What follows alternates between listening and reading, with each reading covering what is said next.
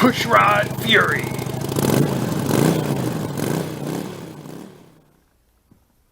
Okay, we're sort of doing a speed round here. We're going to install my favorite Galfer stainless steel brake lines to replace the goofy rubber brake lines that were on the bike originally. So unfortunately, I wrote to Galfer. I think they got the front lines wrong, but you know, it's manufacturing, so it's pretty easy to get things messed up. So now, let's see, I need to get this on here the right way. I think it's going to go like this. That's going to sit like that. Yep. And get a better angle. Yes, what I'd like to do is do a little dry fit first. I'm pretty sure that's going to sit like that, and then this is going to sit up in the master cylinder. And if you saw my other video, I was using the rear master cylinder to pump all of the pistons out of the cylinders because they were seized. So we're going to remove this.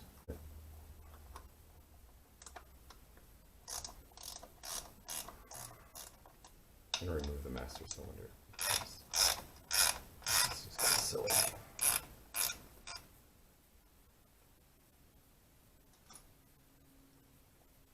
Master cylinder.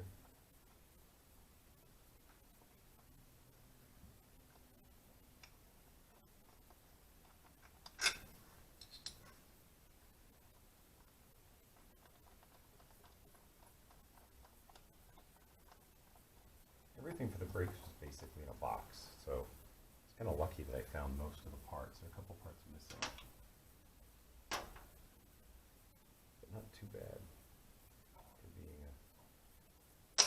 Oops, I don't need that either. Being a basket case. So I believe I can get this out by putting it up.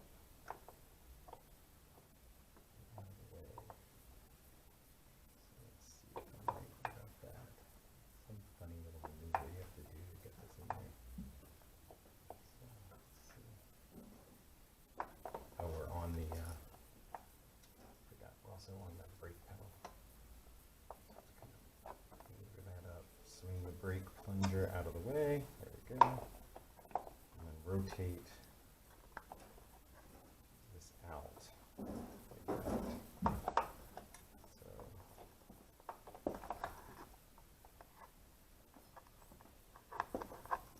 okay, and I can give you a better viewing angle here, hopefully. So that's what we removed.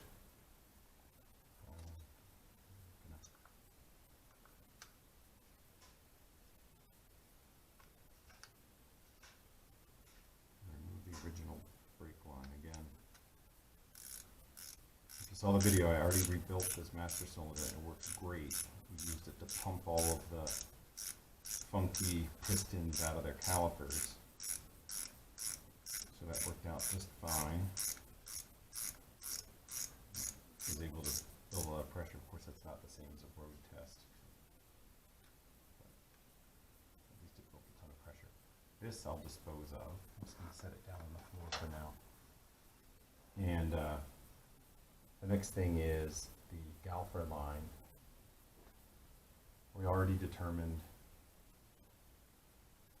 that this is going to sit like that. That looks good and healthy. Right? And this little guy has a place it wants to sit like that. So that's how it'll go. So the other thing is the Galfer banjo bolts are 14 millimeter, not just the not the 12 millimeter heads that are on the stock ones. So if I was at thinking, man, I would have would have my tools already. But I didn't think of that. Have to grab the 14 in a second. Luckily it's right next to me. Okay, so I'll put that there. Get my banjo bolt ready. There we go. Got our 2 crush washers in there. Hopefully you can see that. And I'm working in kind of cramped conditions because the bike is up on a stand. So I'm doing the front end at the same time. Put that banjo bolt in. Feels good. The threads don't feel like there's any funny business in there. And then we'll just give this a little tightening up. Not too crazy. And it locks in position. You know, it has the little fingers to keep everything aligned. So we'll just tighten this up.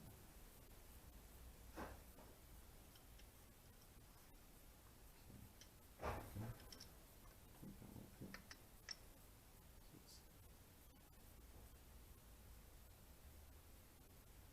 There we go. It's nice and snug.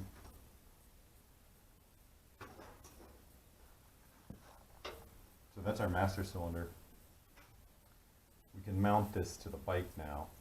It's dripping a little bit out of the cap, which isn't good, because the cap is not secured all the way. I just have these screws finger tight so I can get in there. So I just want to make sure there's no brake fluid. It gets on the bike frame. I want to strip the paint off the bike frame. All right, so here we go. We're going to lace this through. Okay. Get it up out of the way. I'm going to put this through just like this. I'll change the angle. I think you should be able to see what I'm doing.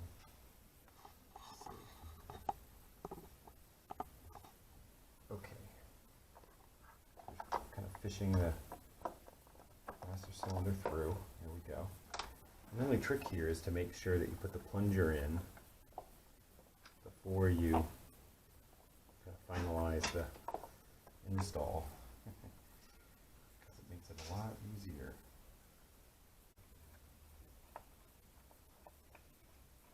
There we go. Just didn't have it aligned properly.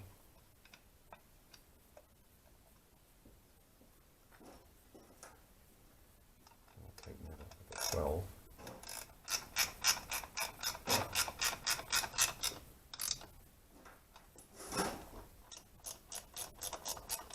And they're aluminum threads. We're not like putting a ton of torque on these, right? Like maybe, what was it, 9 foot-pounds?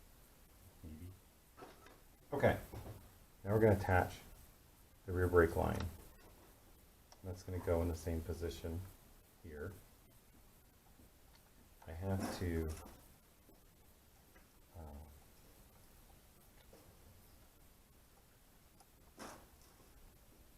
get to it. Bracket, which I've loosened and cleaned earlier. So I want to retain the brake line in this holder. So I'm going to open that up.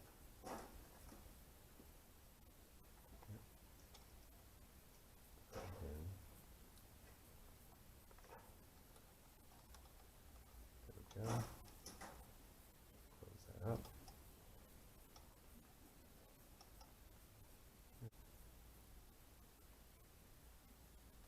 Bolt and the threads. Oh yeah, that's perfect.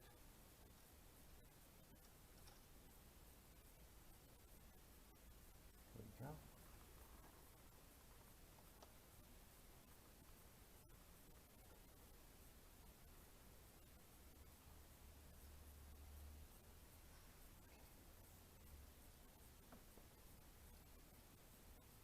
Okay, now I've got it. It's going in with my fingers.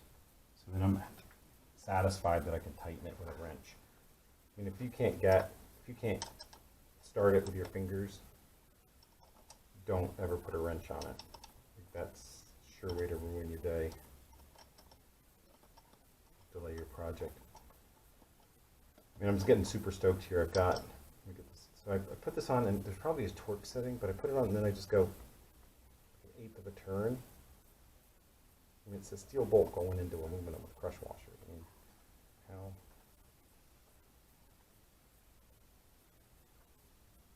That's it. That's it. So that's it for the install. Now we have to bleed the brake. So I connected a bleeding tube from the caliper into a ketchup bottle. And that, of course, anything that comes out of there, it's got a one-way valve on the back, so that's kind of cool. Anything that comes out is trash, so I didn't worry about, drying the ketchup bottle. And if you've never done this before, it can be a bit frustrating. So let's see how it goes. I think that should stay, not be too much of an annoyance. So I'm going to slide the camera. I'm going to pump the brake nice and gently.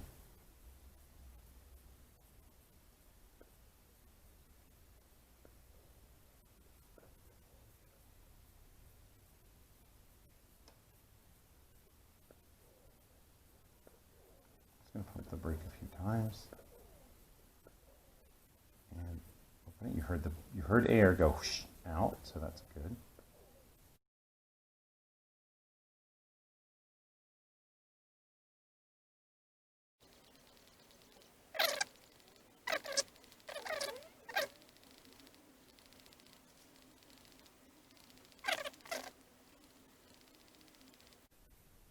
It's doing something because I can hear the air pressure. So that's good. It's just going to be a slow process. Yeah, I can hear the air. So we're making progress here. There we go. Yep. I can feel the pressure on the bleeder valve too now. Okay. So it's kind of interesting. You hear what's going on outside. Just a lot of police activity. So I'm just going to top that off. Hopefully I get to the end of this before my battery runs out, so let's see. Oh, look at that. Yeah. Yeah, see, we're already there. That's awesome. This is awesome. Yep. And then, so now, I'm going to show you. This is kind of cool because this bike has not been ridden in ages. I can't remember the last time it was registered, but there we go. We're going to do that until the fluid comes out clear. Okay, and there's no more air bubbles.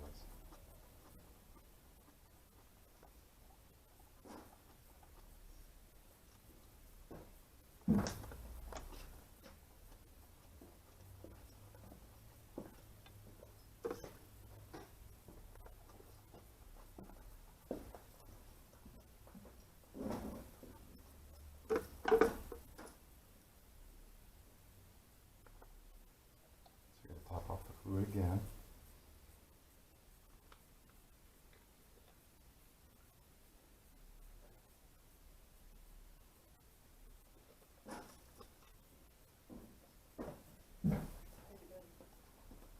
How am I doing?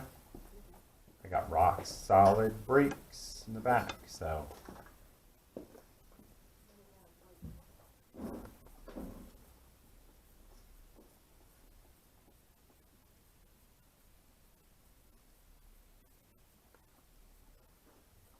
All the air bubbles out. There's a lot of air in there.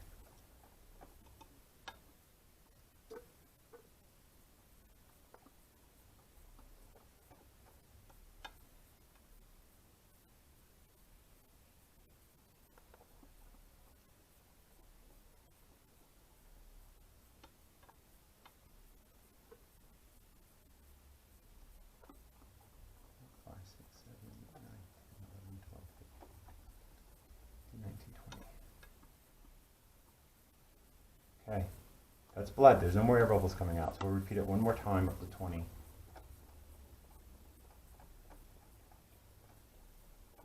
Ready, and no air bubbles, and the liquid's coming out clear. So I'm happy to report this is it. We have rebuilt rear caliper, a rebuilt rear master cylinder, and a Galfer stainless steel brake line. I really think this rear brake is going to be wonderful in operation. What I really needed is on the front, and hopefully Galfer works with me to correct the lines. I think that they had a QC issue and they let something out that doesn't actually meet the specifications. So we'll address that later, but there you go. That's how you, if you look at the series of videos, rebuilt the master cylinder, rebuilt the caliper, installed the brake line, and bled it, and that's it. Thanks so much for watching. We don't have a ton of subscribers, but getting some feedback. People are really enjoying it, and it's helping them on their journey of bringing their older bike back to life, or undoing the basket case that they picked up, or what have you. So again, definitely leave questions, comments, let us know what we can do better, let us know what you like, and subscribe. Great, thanks so much.